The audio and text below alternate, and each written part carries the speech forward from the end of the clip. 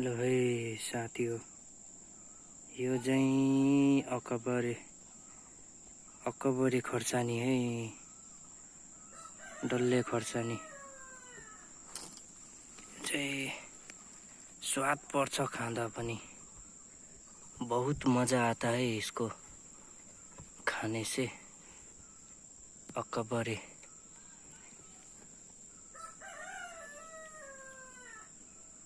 ल है साथी हो, सरी अकबरे यो सबै यो अर्ग्यानिक प्रकारले हामीले रोपेको छ।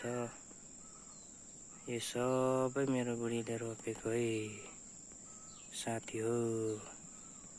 अब यसलाई खसी पार्ने बेला हुँदै रहेछ। ल है यस्तो छ है अकबरे।